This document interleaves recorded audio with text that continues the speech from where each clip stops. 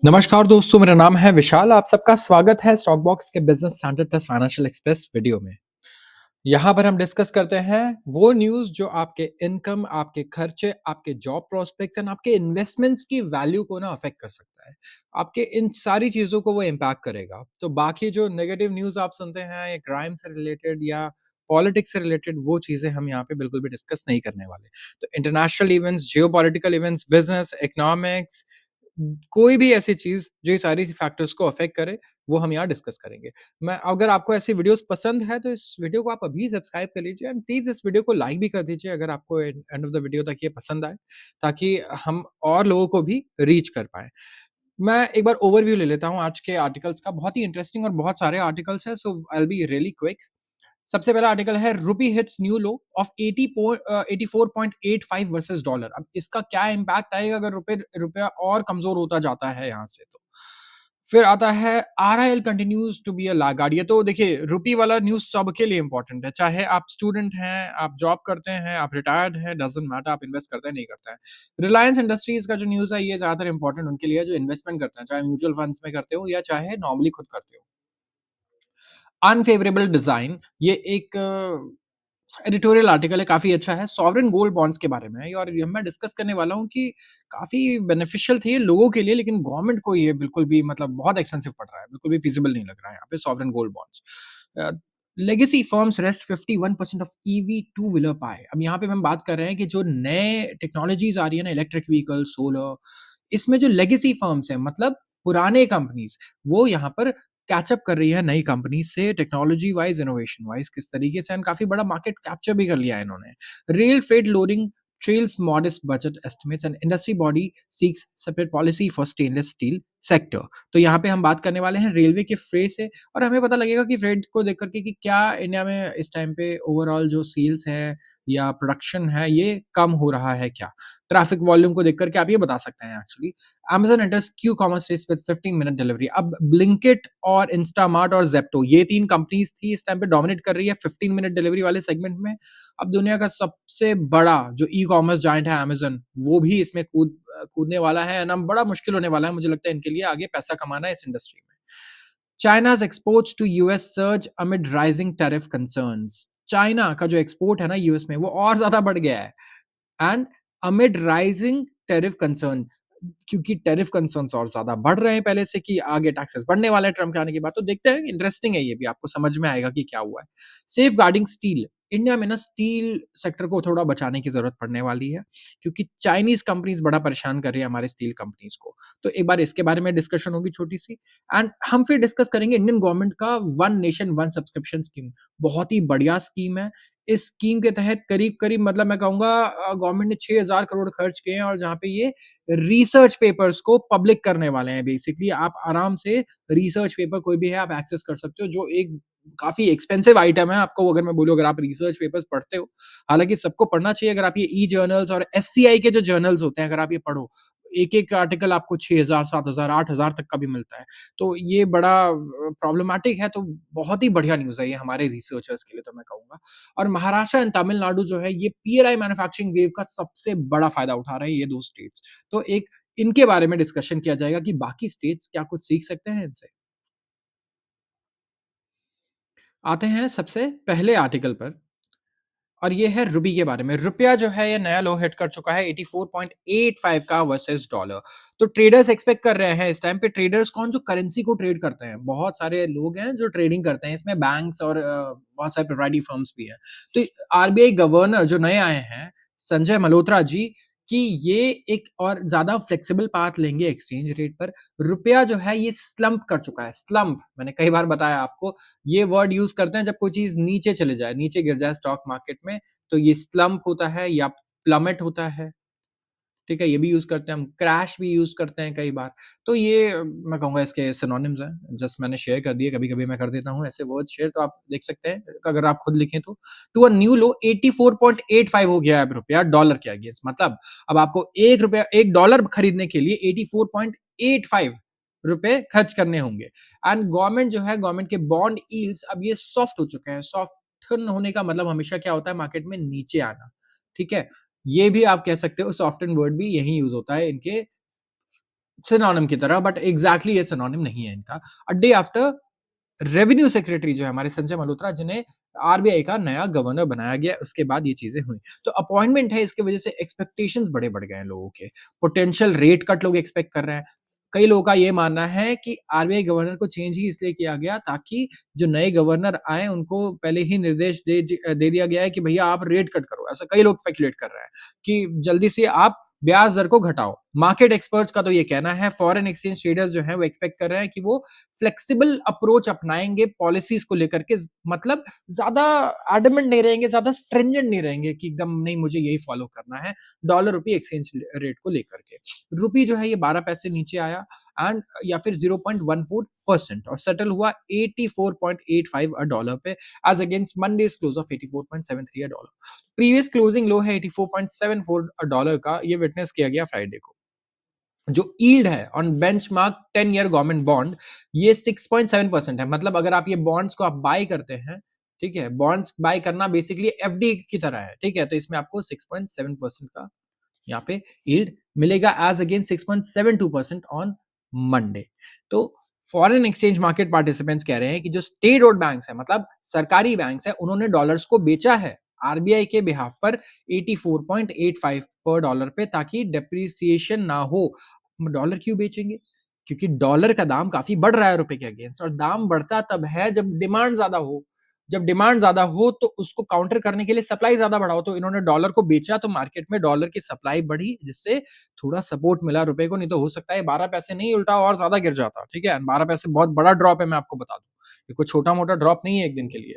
तो everybody was celebrating last evening कि भई चलो, कोई है जो दिल्ली से अब आ रहा है आरबीआई में, and that means some certainty that there will be a rate cut in February. मतलब फ़रवरी में अब रेट कट की संभावनाएँ बहुत ज़्यादा बढ़ चुकी हैं, क्योंकि अब हमारे जो आरबीआई के गवर्नर हैं वो चेंज हो गए हैं, और ये सेम रीज़न है कि रूपी भी डेप्रिशिएट हुआ, as that is not good for currency. Now this is the first question I would like to ask कि रुपए का डेप्रिशिएट होना और हमारा रेट कट होना, क्या रिलेशन है? क्यों है ये रिलेशन? कि आर्टिकल कह रहा है कि अगर रुपया अगर हमारा रेट कट हो गया, ब्याज दर घट गया, आपके लोन सस्ते हो गए, तो रुपया डेप्रिशिएट कर जाएगा। ठीक है? तो यहाँ पे ये मेरा सवाल है आप लोगों से, तो कमेंट सेक्शन में जो बेस्ट आंसर होगा उसे हम ज़रूर पिन करेंगे। आते हैं अगले आर्टिकल पे। RBI continues to be a laggard on bourses. RIL, RIL है Reliance Industries Limited. Reliance industry largest company है इंडिया की by revenue and market capitalization, दोनों टर्म्स में। रेवेन्यू मतलब सेल्स, भाई सेल्स इनकी सबसे ज्यादा है, रेवेन्यू, ठीक है। लेकिन मार्केट कैप क्या होता है? मार्केट कैप ये होता है कि बेसिकली आज अगर आप रिलायंस के सारे शेयर खरीदने जाओ शेयर बाजार में, कहो कि मुझे सारे 100% ओनरशिप चाहिए रिलायंस की, तो बेसिकली आप अगर स्टॉक मार्केट से लोगे तो जो टोटल वैल्यू होगी वो उसकी मार्केट कैपिटलाइजेशन कहा जाता है उसको। एंड ये एक लैगार्ड है बोर्सेस पे। लैगार्ड किसको बोला जाता है? कि भाई निफ्टी ऊपर आ गई, सब कुछ ऊपर चला गया, इसके सारे दोस्त हैं और जो दुश्मन है जितने भी, सबके स्टॉक प्राइसेस ऊपर चले गए हैं, बस ये नहीं बढ़ रहा, इसमें रिटर्न्स नहीं निकल रहे।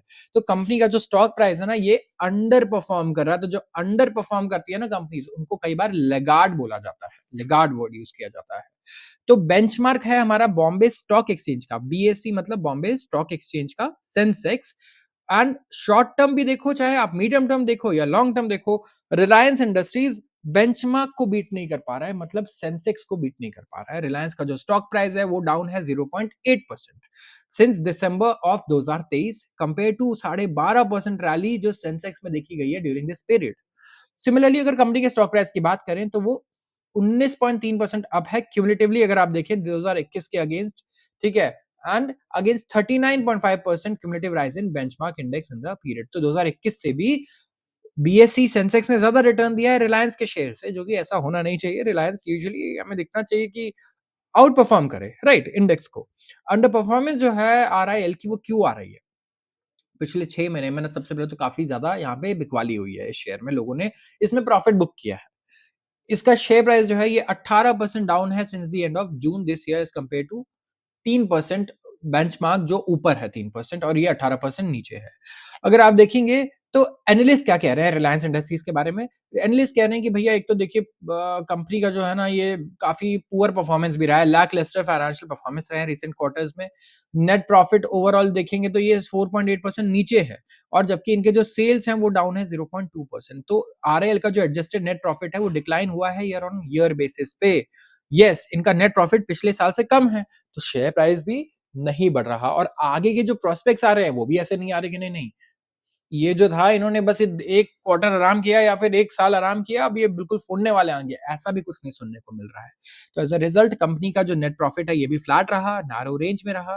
तो एसेट्स लायबिलिटीज़ को भी अगर आप देखेंगे तो ये लीड कर रहे हैं into a deterioration in the key financial ratio such as return on equity. अब रिटर्न ऑन इक्विटी आरओई यहाँ पे बेसिकली आपकी इक्विटी कितनी है कंपनी में ओवरऑल इक्विटी कितना पोर्शन है और इस पे आप कितना रिटर्न कमा रहे हो, ये रिटर्न ऑन इक्विटी होता है। इसके बारे में आप थोड़ा अच्छे से रिसर्च करना क्योंकि मैं अगर सबको समझाने बैठूँगा तो बहुत कन्फ्यूज़ हो जाएँगे लोग, न्यूज़पेपर पढ़ने वाले।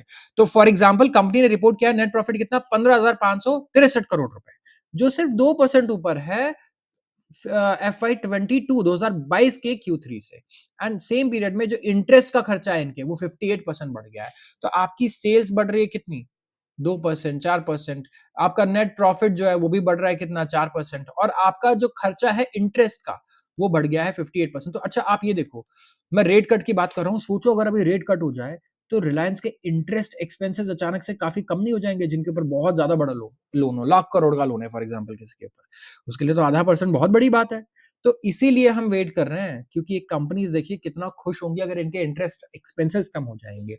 और रिलायंस का जो रिटर्न है ऑन इक्विटी वो मॉडरेट हुआ है टू 8.3% जो पहले 9.3% था। सेंसेक्स की जो कंपनीज़ हैं वो फास्ट इंप्रूवमेंट शो कर रही है अपने आरओई में अगर आप कोविड के लो से देखेंगे ओवरऑल एंड जो सेंसेक्स है अगर आप कंपनीज़ देखें इन्हें तो इन्होंने फास्टर इंप्रूवमेंट दिखाई है कोविड लो से एज़ इंडेक्स का जो एवरेज है वो इम्प्रूव हुआ है टू 17.7% जो पहले था 14.2% 23 में एंड अर्निंग सीजन में 9.4% का रिकॉर्ड लो भी बना चुका है। तो यहाँ पे हम बात कर रहे हैं किस चीज़ की आरओई की रिटर्न ऑन इक्विटी।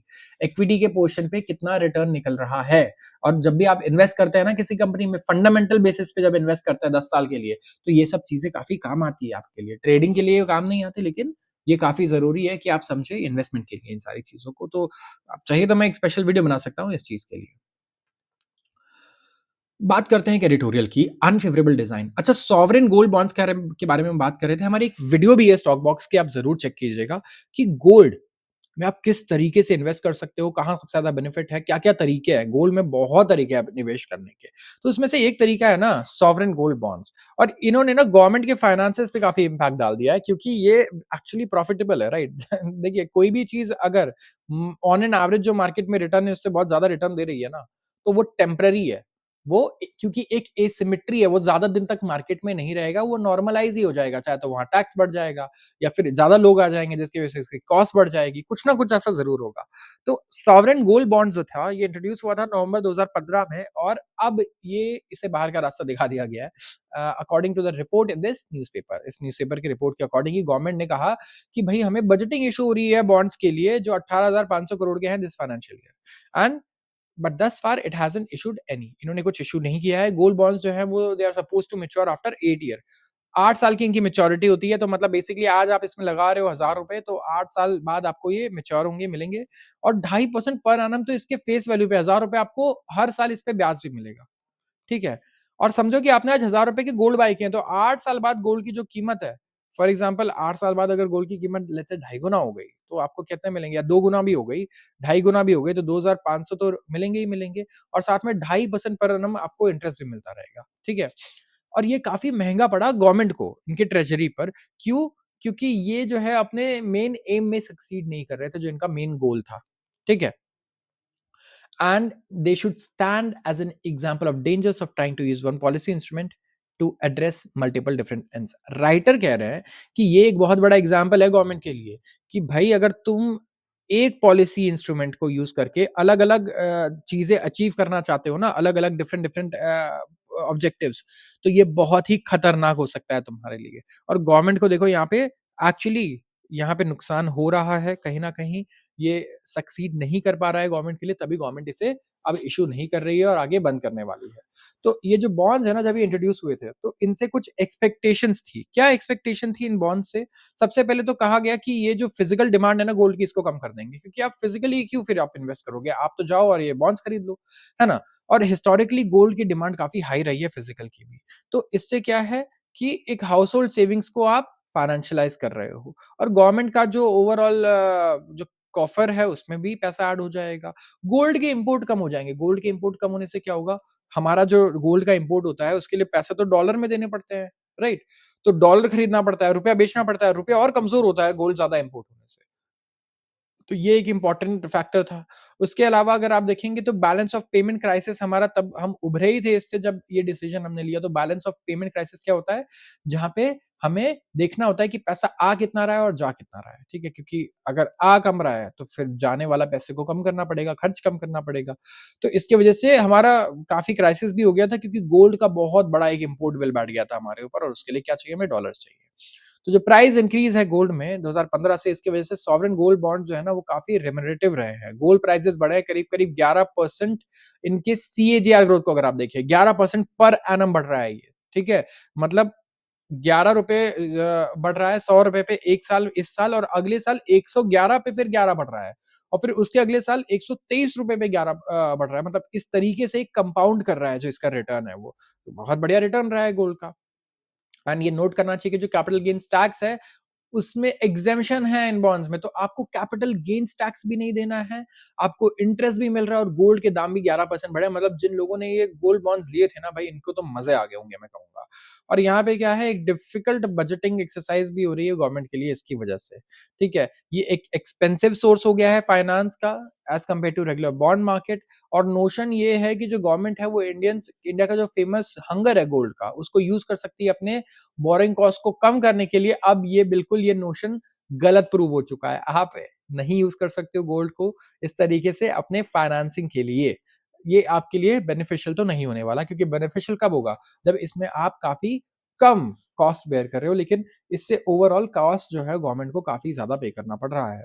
तो ऑफिशियल जो है वो आर्ग्यू कर रहे हैं कि जो स्कीम है, ये वाली स्कीम इसने आउटलिव कर दिया है अपने पर्पस को क्योंकि इंडिया में अभी कोई करंट अकाउंट डेफिसिट नहीं चल रहा, हमारे को पैसे की ऐसी कोई बहुत ज़्यादा दिक्कत नहीं हो रही है। एंड ये सच है कि जो कैपिटल फ्लोज़ है ना इंडिया में, वो अभी भी इतना हाई तो है कि हम अपने इम्पोर्ट्स को फाइनेंस कर सकते हैं, लेकिन it is not the case that reduction in domestic demand for gold has helped India reach point. तो जो डोमेस्टिक डिमांड का रिडक्शन है, इसने हमारी कोई मदद नहीं की है इस टाइम पे इस करंट अकाउंट डेफिसिट को जो हमने हराया है इसमें। तो इस एक्चुअली इस स्कीम का कोई बड़ा बेनिफिट मिला ही नहीं हमें राइटर के अकॉर्डिंग। बेनिफिट यही मिला कि गवर्नमेंट को जो सारे लोगों से टैक्सेस कलेक्ट होते हैं, उस पैसे से कुछ लोगों को जिन्होंने गोल्ड बॉन्ड बाय किया, बहुत अच्छा रिटर्न पे करना पड़ेगा, ठीक है? इसे गवर्नमेंट इस तरीके से देखती है, क्योंकि पैसा जो गवर्नमेंट पे कर रही है, वो तो हमारा ही है और हमारा पैसा किसको जा रहा है? कुछ लोगों को जिन्होंने गोल्ड बॉन्ड बाय किया और बहुत ज़्यादा देना पड़ रहा है उन्हें वो पैसा। मार्केट में इतना रिटर्न नहीं है यूजुअली। तो यहाँ पे स्मगलिंग वगैरह की प्रॉब्लम बहुत ज़्यादा थी और जो ग्लोबल गोल्ड प्राइसेज़ थे, वो भी बढ़ गए काफ़ी ज़्यादा जो एक्सपेक्टेड नहीं था। बट स्मगलिंग और ये सारी जो प्रॉब्लम गवर्नमेंट ने सोची कि इसे ये कॉम्बैट कर पाएगी इससे, तो ज़्यादा हेल्प नहीं मिला। आते हैं अगले आर्टिकल पे legacy firms rest 51% of EV two wheeler pi. Legacy brands कौन से हैं? जो बजाज, टीवीएस, हीरो ये हमारे पुराने-पुराने ब्रांड्स हैं जो हम बचपन से देखते आ रहे हैं, right? They are big brands. कितने दशक हो गए उन्हें बाइक्स बनाते हुए, गाड़ियाँ बनाते हुए और सबको पता है जिसके पास बाइक हो या ना हो उन्हें ब्रांड्स के नाम ज़रूर पता है। तो अगर आप देखेंगे ना लेगेसी ब्रांड्स क्या थे काफ़ी पीछे हो गए थे स्टार्टअप से इलेक्ट्रिक टू व्हीलर सेगमेंट में स्पेसिफिकली। अब देखिए ओला ने बजाज, टीवीएस इन सबसे पहले कितना एक ईवी बना के रख दिया और ओला एक ऐसी कंपनी है जिसने आज तक एक साइकिल भी नहीं बनाई थी, ठीक है? तो अब फाइनली ये यहाँ पे हमें रिवर्सल देखने को मिल रहा है क्योंकि लेगेसी फर्म्स जो है, पुराने ब्रांड्स हैं, इन्होंने आधे से ज़्यादा मार्केट शेयर कैप्चर कर लिया है नवंबर में। TVS motor company, Bajaj auto and hero MotoCorp तीनों मिलकर के 51% ऑफ मार्केट अब कैप्चर कर चुके हैं रिटेल सेल्स में इस महीने अगर आप देखेंगे। ये आया है डिटेल कहाँ से? ये इन्फॉर्मेशन आई है फाडा से, federation of automobile dealers association. इनका जो कंबाइंड शेयर 2024 मई में कितना था? 31% था और अब नवंबर का अगर डेटा देखेंगे तो 31% से कितना हो गया है? 51% हो गया है। तो कहीं न कहीं जो स्टार्टअप वाली कंपनीज़ है उनका शेयर घटा है। 22% मार्केट शेयर तो भाई देखो बजाज ऑटो का है। ठीक है? इन्होंने अपने वॉल्यूम को मतलब सेल्स को अगर नंबर्स में देखेंगे तो डबल गाड़ियाँ ये बेच रहे हैं नवंबर में, ठीक है? राइडिंग ऑन चेतक ब्रांड इन्होंने चेतक ब्रांड बाय किया और रीलॉन्च किया और अब ये ओला से बस जस्ट पीछे हैं, दूसरे नंबर पे हैं एंड ओला जो है इलेक्ट्रिक ये करीब-करीब देखेंगे तो 3000 यूनिट्स इनसे आगे है और पहले ये इनसे 18,230 यूनिट्स आगे था, पिछले साल नवंबर में। इस साल सिर्फ 3000 यूनिट्स का ही गैप है। तो टीवीएस मोटर कंपनी ने 41% ग्रोथ रिकॉर्ड किया है वॉल्यूम्स में नवंबर में एंड 23% मार्केट शेयर इनके पास भी है।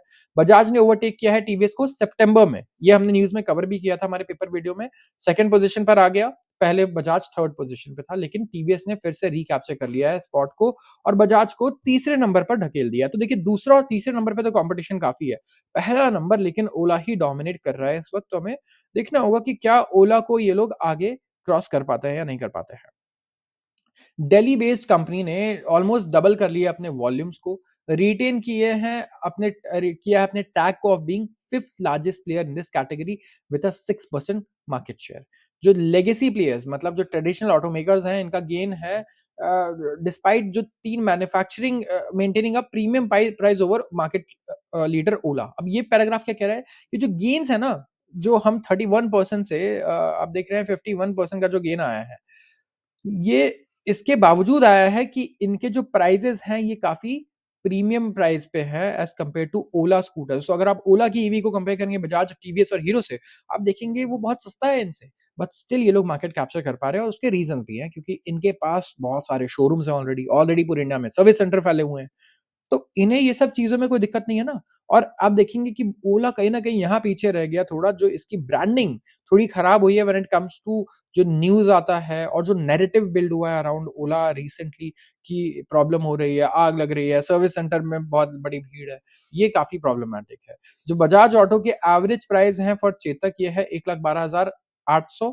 टीवीएस का आई क्यूब है, इसकी प्राइस है 1,40,400। हीरो ने प्राइस किया 1,35,000 और ओला का प्राइस पता है कितना है आपको? 98,500 बस। तो बेंगलुरु बेस्ड स्टार्टअप है जो स्लैश कर रहा है अपना एंट्री प्राइस और एफर्ट लगा रहा है कि वो बड़ा मार्केट शेयर कैप्चर कर सके। बट पुराने जो प्लेयर्स हैं, वो फिर भी मार्केट शेयर कैप्चर कर रहे हैं, ज़्यादा प्राइस रखने के बावजूद। एस1 की बात करें तो सिर्फ 70,000 का इनका ये स्कूटी है और largest selling petrol scooter Honda Activa से भी ज़्यादा सस्ता है। तो ईवीज़ अगर आपको पेट्रोल डीज़ल वाली गाड़ियों से सस्ती मिल रही है ना, ये बहुत बड़ी बात है, मैं आपको बता दूँ अगर सेम सेगमेंट में है स्पेसिफिकली अगर। तो जो इतना लोअर प्राइस करने के बावजूद ओला इलेक्ट्रिक जो है ना, ये बहुत बड़ा वॉल्यूम सेल नहीं कर पा रहा है। एक्चुअली सेल्स डिसअपॉइंटिंग है।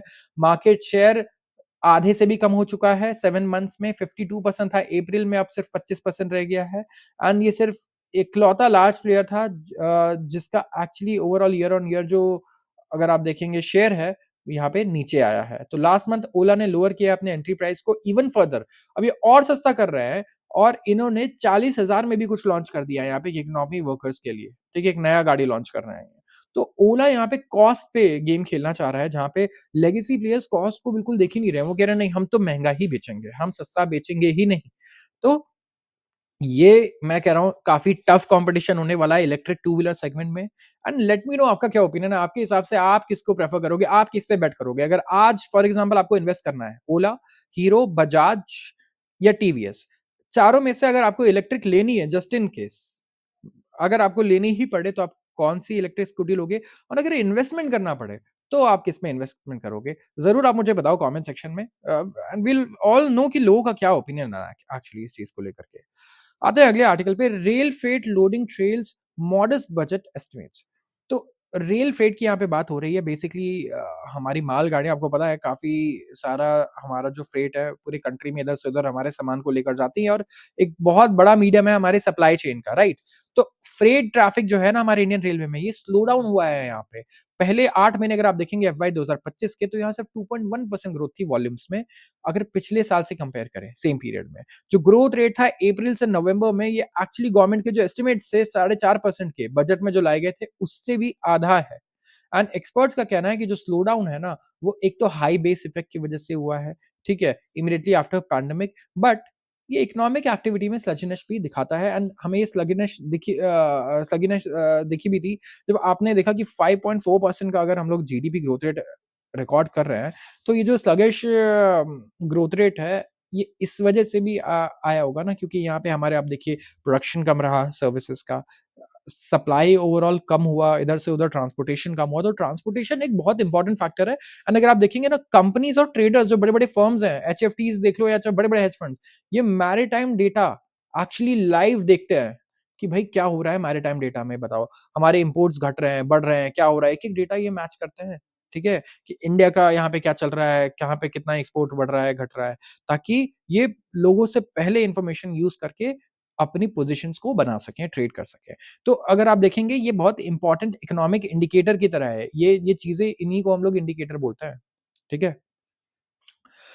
2 इयर्स अगर आप देखेंगे पैंडेमिक के बाद, ग्रोथ रेट जो थे वो हाई थे, क्योंकि लो बेस इफ़ेक्ट भी था, ठीक है? बट पैंडेमिक के बाद हाई बेस इफ़ेक्ट क्रिएट हुआ, और जिसकी वजह से अब हमें थोड़ा-सा स्लो डाउन डेटा में देखने को मिलेगा। तो पिछले 2 से 3 साल अगर आप देखेंगे ना, तो रेलवे लगातार अपने किराए घटा रहा है फ्रेट के, ठीक है? ताकि ट्रैफिक वॉल्यूम्स को बढ़ाए। ट्रैफिक वॉल्यूम्स उसे बढ़ाने हैं, उसे पैसे नहीं कमाने बहुत ज़्यादा।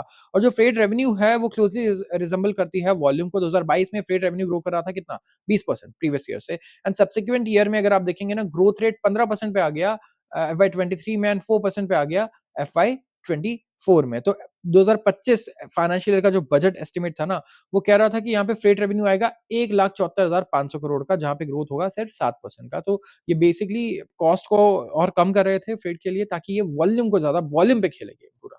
तो रेलवे जो है, ये सबसे लोएस्ट कॉस्ट मैं कहूँगा मोड ऑफ ट्रांसपोर्टेशन में आते हैं ओवरऑल लॉजिस्टिक्स सेक्टर में। फॉर इंस्टेंस जो फ्रेट मूवमेंट है रेलवे में, वो 1.36 रुपीज़ पर टन पर किलोमीटर है।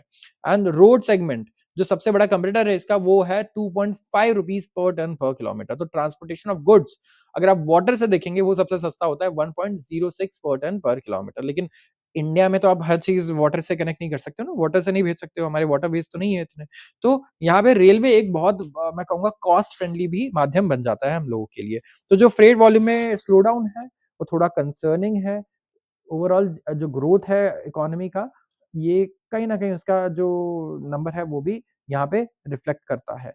तो देखना होगा, अब ये तो ख़ैर जो बीत गया सो बीत गया, हमारे पास जीडीपी का डेटा ऑलरेडी आ चुका है, तो हमें पता है। इम्पोर्टेंट ये है कि हम अगले 1 साल में क्या करते हैं, future is more important. And इस साल प्रॉब्लम ये भी था कि इस बार इलेक्शंस भी थे स्टार्टिंग के, तो स्टार्टिंग के 6 महीने तो वहीं निकल गए, ठीक है? गवर्नमेंट की नई स्कीम्स नहीं आई, इन्वेस्टमेंट्स नहीं हो पाए, तो अब हमारे पास ये कोई रीज़न नहीं होगा अगले 1 साल के लिए स्पेसिफिकली, जो डेटा आएगा वो देखना बहुत ज़रूरी है।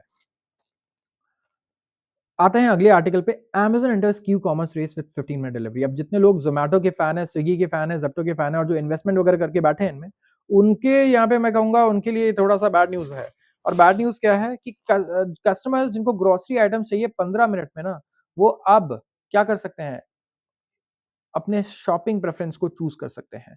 ई-कॉमर्स मेजर अमेज़न ने ट्यूज़डे को अनाउंस किया है इट्स फोरे, मतलब फोरे का मतलब होता है entry into quick commerce. Quick commerce क्या हो गया? एक तो ई-कॉमर्स है, जहाँ आप ऑनलाइन डिलीवर कीजिए, घर पे कुरियर से सामान आता है। क्विक कॉमर्स आपको 15 मिनट में सामान देता है। तो ये ज़ोमैटो के ब्लिंकिट, स्विगी के इंस्टामार्ट, फ्लिपकार्ट के मिनट्स, फ्लिपकार्ट भी ऑलरेडी मिनट्स लॉन्च कर चुका है, ज़ेप्टो के अगेंस्ट कम्पीट करने वाला है। एंड कंपनी ने कहा है कि अनाउंस करेगा details of service letter. Reports का कहना था कि अर्लियर अमेज़न जो है वो कॉल करेगा ऑफरिंग इट एज़ तेज़। इसका नाम वो तेज़ रखने वाले हैं। एंड इन्होंने एक पायलट स्टार्ट किया है कि अपने कस्टमर्स को चॉइस दें कि आप एवरीडे एसेंशियल्स ना 15 मिनट में या तो आप ले लें, या उससे भी कम में आपको ये डिलीवर हो जाएगा। तो उन्होंने कहा कि हमारे तो ऑलरेडी लाखों करोड़ों कस्टमर्स हैं इंडिया में, और जो प्राइम मेंबर्स भी हैं, तो हमें तो ये क्या है कि भाई हम तो उनकी कन्वीनियंस को और बढ़ाना चाहेंगे, हमें कोई दिक्कत नहीं है इस चीज़ को लॉन्च करने में, हमारे पास ऑलरेडी इंफ्रास्ट्रक्चर है। तो इनका जो गोल है, ये यही है कि भैया ये कॉम्पिटिशन को और इंटेंसिफाई करने वाले हैं $6 बिलियन मार्केट में। अमेज़न जो है यहाँ पे कुछ शेयर जो लेगा है, ये परचेज़ करेगा, सॉरी कुछ शेयर कैप्चर करेगा। एंड जो एस्टेब्लिश्ड प्लेयर्स है ना, इनके लिए यहाँ पे ये काफ़ी प्रॉब्लमैटिक है। तो रीसेंट स्टडी आई मोतीलाल ओसवाल द्वारा, जहाँ ब्लिंकिट डोमिनेट करता है मार्केट को 46% शेयर के साथ, ज़ेप्टो 29% एंड स्विगी इंस्टामार्ट 25%। तो अमेज़न ने कहा कि ये एम कर रहा है कि क्युमुलेटिव एक्सपोर्ट्स को जो अभी इंडिया बेस्ड सेलर्स हैं, इन्हें लेकर जाएगा $80 बिलियन तक 2030 में। तो 2030 तक का टारगेट है अमेज़न की, इंडिया से अमेज़न के थ्रू लोग इंडिया बेस्ड सेलर्स $80 बिलियन का सामान सेल करेंगे और बाहर बेचेंगे। जब मेजर स्केल अप होगा, ये अर्लियर टारगेट था इनका $20 बिलियन का, 2025 का, उससे काफ़ी बड़ा ये स्केल अप है, सीधा 4 गुना एक्सपेक्ट कर रहे हैं ये अगले 3-4 सालों में। तो पता नहीं अमेज़न यहाँ पे क्या देख रहा है, क्या एक्सपेक्ट कर रहा है, we have to really see, but काफ़ी फ़ायदा होगा उससे इंडिया का। अमेज़न का जो ग्लोबल सेलिंग है, वो कंपनी का फ्लैगशिप ई-कॉमर्स एक्सपोर्ट्स प्रोग्राम है जो लॉन्च किया गया था 2015 में। सिंस देन इन्होंने 1.5 लाख एक्सपोर्टर्स को ऑनबोर्ड किया है। 200 प्लस इंडियन सिटीज़ से जो करीब 18 कंट्रीज़ जैसे US, UK, UAE, Saudi, Canada, Mexico हर जगह पे अपने प्रोडक्ट्स को एक्सपोर्ट करते हैं एंड यहाँ पे जो टोटल नंबर ऑफ प्रोडक्ट्स हैं, जो बेचे जाते हैं, ये है करीब 400 मिलियन। अर्लियर सितंबर में सेटल बेस्ड फर्म ने कहा था कि जो इनके एक्सपोर्ट्स हैं प्लेटफॉर्म में फ्रॉम इंडिया ये 13 बिलियन सरपास कर जाएँगे इसी साल। तो बहुत ज़्यादा बुलिश है अमेज़न इंडिया पर एंड इसके सेलर्स पर एंड अब ये क्विक कॉमर्स भी परस्यू कर रहा है एंड हमें देखना होगा कि क्या यहाँ पे स्ट्रैटेजी होती है ब्लिंकिट की एंड स्विगी, इंस्टामार्ट की एंड ज़ेप्टो की। आते हैं अगले आर्टिकल पे, चाइना का जो एक्सपोर्ट है ना यूएस को वो बढ़ रहा है एमिड राइजिंग टैरिफ कंसर्न्स। मतलब चाइना को तो कंसर्न काफ़ी ज़्यादा है इस चीज़ का कि डोनाल्ड ट्रंप ने उनका नाम लेकर उन्हें धमकी दी है कि भैया तुम्हारे ऊपर सबसे ज़्यादा टैक्स लगाऊँगा मैं आने के बाद, सबसे ज़्यादा टैरिफ लगाऊँगा। एंड हो ये रहा है इसी की वजह से पता है क्या कर रहे हैं चाइनीज़ एक्सपोर्टर्स? ये अभी ही सारे गुड्स जो उन्हें लगता है आगे जिसकी डिमांड होगी उसे एक्सपोर्ट कर रहे हैं यूएस में इससे पहले कि 15 तारीख को डोनाल्ड ट्रंप शपथ ग्रहण करें और Donald Trump as a president officially आए यूएस में। तो इसी की वजह से इनका एक्सपोर्ट्स ना काफ़ी हाई हो गया है नवंबर में और इम्पोर्ट जो है अनएक्सपेक्टेडली काफ़ी नीचे चला गया है जो डोमेस्टिक इकोनॉमी की वीकनेस को दर्शाता है। तो यहाँ पे जो एक्सपोर्ट्स है ना इनका ये 7% बढ़ा है to 312 billion dollars from November. Year on year data अगर आप देखेंगे और शिपमेंट्स टू यूएस ये हाईएस्ट लेवल पर जा रहे हैं इनके since September 2022। South east Asian exports जो हैं ये भी रिकॉर्ड पर चले गए हैं क्योंकि चाइनीज फर्म्स चाहते हैं कि इनका जो गुड्स है वो जो प्रोसेस हुआ है चाइना में वो यूएस पहुंच जाए 20 जनवरी से पहले, इससे पहले कि डोनाल्ड ट्रंप आए। तो अब देखिए चाइनीज जो मैन्युफैक्चरर्स और एक्सपोर्टर्स हैं बहुत ही क्लेवर गेम खेलने की कोशिश कर रहे हैं। क्योंकि बाद में पता नहीं क्या होगा तो अगले 6 महीने जो सामान बेचना है ना, वो अभी ही यूएस में पहुँचा दो क्योंकि बाद में तो ये नहीं पहुँचने वाला सेम प्राइस पे। एक्सपोर्ट्स जो हैं ये बेनिफिट करेंगे काफ़ी ज़्यादा चाइनीज़ कंपनीज़ से एंड यहाँ पे जो ओवरसीज़ मार्केट जो है, यहाँ पे अगर आप देखेंगे वीक डिमांड जो वीक डोमेस्टिक डिमांड है इसको कॉम्पेंसेट कर पाएँगे। तो चाइना में हो क्या रहा है वहाँ पे डिमांड जो है ना प्रोडक्ट्स की वो एक्चुअली वीक है अभी। वहाँ कंजम्पशन कम हुआ है। तो वही सामान ये क्या कर रहे हैं डंप कर रहे हैं दूसरी जगहों पर और इससे कॉम्पेंसेट कर पा रहे हैं कि सेल्स तो हो रही है कम से कम।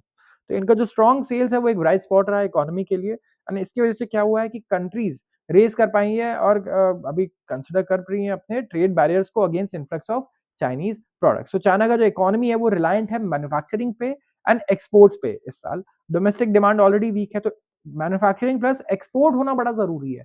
नहीं तो क्या होगा ओवर सप्लाई हो जाएगा इकोनॉमी में चीज़ों का क्योंकि आप ना तो एक्सपोर्ट कर रहे हो और आपके यहाँ तो वैसे भी डिमांड नहीं है इस प्रोडक्ट की। तो गवर्नमेंट का जितना भी स्टिमुलस है मतलब जो गवर्नमेंट ने इन्फ्यूज़ किया है पैसा, ये फ़ोकस है प्रोड्यूसर्स पर एंड इंफ्रास्ट्रक्चर पर, स्पेशली इन सेक्टर्स जैसे कि electric vehicles, solar and batteries. Trump का जो रिटर्न है, यहाँ पे खतरा ये है कि एडिशनल 10% टैरिफ लग जाएगा चाइनीज़ गुड्स पर एंड इकोनॉमिस्ट अर्ज कर रहे हैं बीजिंग को कि आप कंज्यूमर फोकस पॉलिसीज़ बनाओ। टॉप लीडर्स जो हैं मंडे को उन्होंने अपना स्ट्रॉन्गेस्ट प्लेज किया, प्रॉमिस दिया ईयर्स में कि ग्रोथ को रिवाइव करेंगे, बिल्कुल प्रोएक्टिव बनेंगे, ऐसी पॉलिसीज़ लाएँगे जिससे चाइना की डोमेस्टिक डिमांड बढ़े, लोग खूब पैसे खर्च करें, कंज़म्पशन करें, ठीक है? लेकिन जो इम्पोर्ट में ड्रॉप आया है ना, ये सारा मैं कहूँगा बिल्कुल फुस हो गया। इनका जो प्रोएक्टिवनेस ये कई बार प्रॉमिस कर चुके हैं वैसे तो, लेकिन स्टिल मैं कहूँगा इंडियन पॉलिटिशियंस से तो आप फिर भी कंपेयर नहीं कर सकते हो, काफ़ी बेटर है उनसे वो। गोइंग फॉरवर्ड जो फ्रंट लोडिंग है bye US importers on expectations of tariff hikes on Chinese goods could keep exports buoyant. आगे क्या होगा? आगे एक्सपेक्टेशन यही है कि जो फ्रंट लोडिंग चल रही है ना सामान की कि पहले ही इम्पोर्ट कर लो डोनाल्ड ट्रम्प के आने से पहले यूएस में, ये चलता रहेगा और इसकी वजह से अगर आप देखें तो चाइनीज़ गुड्स का एक्सपोर्ट काफ़ी बढ़िया रहने वाला है। डोमेस्टिक डिमांड में ऑलरेडी सॉफ्टनेस है क्योंकि जब इम्पोर्ट का डेटा वीक है इसका मतलब डोमेस्टिक डिमांड कमज़ोर है। तो मार्केट एंक्शसली वेट कर रहा है कि भई गवर्नमेंट क्या करती है क्योंकि काफ़ी कुछ डिपेंड करता है वहाँ के बेसिकली एक्सपोर्ट्स को देखेंगे, सेल्स को देखेंगे, मैन्युफैक्चरिंग को देखेंगे इस चीज़ पे कि डोनाल्ड ट्रम्प क्या डिसीजन लेते हैं। आते हैं अगले आर्टिकल पे, बड़ा ही सिंपल आर्टिकल है, पहले भी कवर कर चुका हूँ, लेकिन इतने महीने हो गए और अभी तक इस पे कुछ हुआ नहीं है। सर्जिंग स्टील इंपोर्ट्स, मैंने बताया आपको कि चाइना में ना डिमांड काफ़ी कम हो गई है चीज़ों की। तो ये क्या कर रहे हैं कि भई सामान तो बन गया है, इसको डंप कर देते हैं किसी और के घर में क्योंकि हमें तो ज़रूरत है नहीं अब। तो ये डंप कहाँ कर रहे हैं? दूसरी कंट्रीज़ में, जैसे कि एक कंट्री हो गई इंडिया। यूएस में भी करने की कोशिश कर रहे थे, लेकिन इन्होंने क्या किया, यूएस ने बोला नहीं, हम इस पे लगा रहे हैं टैक्स, हमें नहीं चाहिए तुम्हारा स्टील। अब मैं बता दूँ डेटा के लिए कि दुनिया का सबसे बड़ा स्टील प्रोड्यूसर चाइना है और कंज़म्पशन भी वही करता है सबसे ज़्यादा पूरी दुनिया में। दूसरे नंबर पर आता है इंडिया, जो उससे काफ़ी पीछे है लेकिन दूसरे नंबर पर है पूरी दुनिया में और ऑलरेडी हम अच्छा खासा स्टील प्रोड्यूस करते हैं। लेकिन अब हो क्या रहा है कि चाइनीज़ कंपनीज़ ने इंडिया में सप्लाई क्योंकि बढ़ा दी, सस्ते दाम पर स्टील यहाँ पर डंप करके, तो इससे हमारा जो प्राइस है ना देखिए आप स्टील अगर आप स्टील में काम करते हो ना, तो आपको मैं बता दूँ कि आप अपने प्रोडक्ट के दाम नहीं चेक करते हो। जैसे कि पेट्रोल पंप है, आप डिसाइड नहीं कर सकते हो कि आप पेट्रोल कितने का बेचोगे। ये मार्केट फोर्सेस डिसाइड करेंगी, सप्लाई, डिमांड और टैक्सेस। वैसे ही स्टील में भी है, जितनी कमोडिटीज़ होती हैं, ऐसी ट्रेड होती हैं। आप बेचते हो, लेकिन आपके हाथ में जो प्राइसिंग पावर है ना, वो है ही नहीं। और मेटल में भी ऐसा ही है। जितनी बड़ी-बड़ी टाटा स्टील से लेके जो कंपनीज़ हैं, वो सिर्फ़ बना सकती हैं मेटल। बेचेंगी कितने पे, वो डिसाइड होगा मार्केट के द्वारा, डिमांड और सप्लाई के द्वारा। अब क्योंकि सप्लाई इतना ज़्यादा बढ़ गया है यहाँ पे, तो प्राइसिंग पावर घट गई। अब बोलोगे ठीक है, आप मत दो, चाइना वाले तो दे रहे हैं मुझे यहाँ से 30% सस्ता, मैं उनसे खरीदूँगा। तो आप स्टील को तो नहीं वेयरहाउस में रखोगे 10 साल, वेट तो नहीं करोगे, राइट? सैलरी तो अगले महीने ही देनी है, तो आपको बेचना भी बहुत ज़रूरी है अपने प्रोडक्ट को, तो आपको बहुत ही कम दाम पे बेचना होगा और इसकी वजह से क्या हो रहा है यहाँ पे स्टील प्राइसेज़ के जो अगर आप देखेंगे ओवरऑल ग्राफ को तो ये आपको ऐसे नीचे आते हुए दिखेंगे एंड यहाँ पे काफ़ी डिप्रेस्ड स्टील प्राइसेज़ हैं। हमारी इंडस्ट्री नया कैपेसिटी ऐड नहीं कर पा रही, कि नया कैपेसिटी के लिए तो पैसा होना चाहिए ना। मैं कह रहा हूँ मैं पेट्रोल बना एक्सपोर्ट करता हूँ और पेट्रोल के दाम $120 से $30 हो गए, तो मैं ये थोड़ी बोलूँगा कि अब मैं नई रिफाइनरी बिठाऊँगा। इस टाइम पे नई रिफाइनरी बिठाने के लिए पैसे चाहिए और 120 पे जब पेट्रोल बिक रहा हो तभी तो मैं इन्वेस्टमेंट करूँगा। तो in this milieu inventory levels जो हैं स्टील के वो काफ़ी बढ़ गए हैं। 15 से 16 दिन जो एवरेज इन्वेंटरी होती थी एक स्टील की जो 15 से 16 दिन रहता था बिकने से पहले, अब ये 30 दिन हो गया है। तो इंडिया दुनिया का second largest crude steel producer है। ये एक नेट इंपोर्टर बन गया है फिनिश्ड स्टील का लास्ट फिस्कल ईयर से अगर आप देखेंगे एंड जो नेट एक्सपोर्टर का हमारा स्टेटस था वो अब चेंज हो चुका है। Domestic steel industry currently lobby कर रही है, गवर्नमेंट से रिक्वेस्ट कर रही है कि भाई कुछ करो चाइना का, नहीं तो हम तो क्या ही करेंगे, हमारा तो बहुत ज़्यादा नुकसान हो रहा है, ठीक है? तो यहाँ पे अगर आप देखोगे तो चाइना क्या करती है, वियतनाम जैसी कंट्रीज़ को यूज़ करती हैं कि वहाँ के थ्रू इंडिया में वो और यूएस में स्टील को डंप करेंगी, क्योंकि सैंक्शंस चाइना पर लगते हैं, टैक्सेस चाइना पर लगते हैं, ना कि वियतनाम पर या दूसरी छोटी कंट्रीज़ पर। तो यहाँ पे ये जो एंटी डंपिंग और जो ड्यूटीज़ हैं दूसरी इनको अवॉइड करने के लिए जो यूएस, यूरोपियन यूनियन और कनाडा ने लगाए हैं, ये वियतनाम के थ्रू इस रूट से एक्सपोर्ट करती हैं इंडिया जैसी और दूसरी कंट्रीज़ में। तो यहाँ पे अगर आप देखेंगे how efficacious is a safeguard duty, ये जो सेफगार्ड ड्यूटी है ये कितना काम करने वाला है, कितना इफेक्टिव है। अगर आप चाइना को टारगेट करना चाहते हैं, आपका ऑब्जेक्टिव ये है, तो प्रॉब्लम ये है कि जापान से भी शिपमेंट बढ़ा है और साउथ कोरिया से भी बढ़ा है और ये वो कंट्रीज़ है जिनका इंडिया के साथ कॉम्प्रिहेंसिव इकोनॉमिक पार्टनरशिप एग्रीमेंट है कि भैया हम तुम्हारे ऊपर ये टैरिफ और टैक्सेस नहीं लगाएँगे। इनफैक्ट 62% जो स्टील इंपोर्ट्स है ना, वो नील निल ड्यूटीज़ पे है हमारे यहाँ, क्योंकि हमारे कॉन्ट्रैक्ट्स हैं उनसे और वो उन कंट्रीज़ से आ रही है जिनके साथ इंडिया का फ्री ट्रेड एग्रीमेंट है। तो प्रॉब्लम यहाँ पे क्या है? राइटर कह रहे हैं कि problem is not China, elephant in the room is basically वो कंट्रीज़ जिनके साथ हमारा फ्री ट्रेड एग्रीमेंट है, जैसे कि साउथ एशियन कंट्रीज़ जो हमारे एलाइज़ हैं। वहाँ से 62% ऑफ स्टील आ रहा है, तो ये चीज़ तो मुझे भी आज पता चली।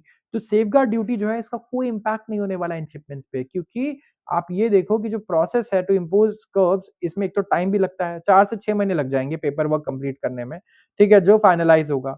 एंड जो सेफगार्ड ड्यूटी है ये हमारे इंजीनियरिंग इंडस्ट्रीज़ को भी सर्व नहीं करेगा, क्योंकि स्टील अगर आप बढ़ा दोगे, अब क्या होगा? अगर मान लो इंडिया ने एकदम से सैंक्शन लगा दिए चाइनीज़ और बाहर के स्टील पे, ठीक है? तो इंडिया में स्टील के दाम एकदम से बड़ी तेज़ी से बढ़ेंगे और स्टील जो है ना वो 60% है हमारे प्रोडक्शन कॉस्ट का, ज़्यादातर मार्केट में। तो हम चाहेंगे कि सस्ता रहे, हम चाहेंगे पेट्रोल सस्ता रहे, सीमेंट सस्ता रहे, गवर्नमेंट तो यही चाहेगी ना कि सारी कमोडिटी सस्ता रहे, ताकि इंडिया में जितनी दूसरी कंपनीज़ इसे एज़ अ कमोडिटी यूज़ करके आगे ग्रो करना चाह रही हैं, वो कम कॉस्ट पे कर पाएँ, राइट? तो इसी रीज़न्स की वजह से सेफगार्ड एक बहुत ही ब्लंट इंस्ट्रूमेंट है। मतलब एक ऐसा ब्लंट का मतलब क्या होता है? ब्लंट नाइफ हम लोग बोलते हैं, राइट? जिसमें कोई धार नहीं है। इससे आप कुछ कर नहीं सकते हो। स्केल की तरह है वो प्लास्टिक के। तो जो ब्लंट इंस्ट्रूमेंट है जिससे आप एड्रेस नहीं कर पाओगे current travels of steel industry. लेकिन नो डाउट ये इम्पोर्ट्स को कहीं न कहीं हर्ट करेंगे और प्राइसेज़ जो लोअर प्राइसेज़ हैं, उन्हें भी कहीं न कहीं यहाँ पे ये इम्प्रूव करेंगे। तो बिसाइड्स बिग प्लेयर्स, अगर आप बिग प्लेयर्स को हटा दो तो small and medium size steel mills भी ना काफ़ी ज़्यादा अफेक्टेड है।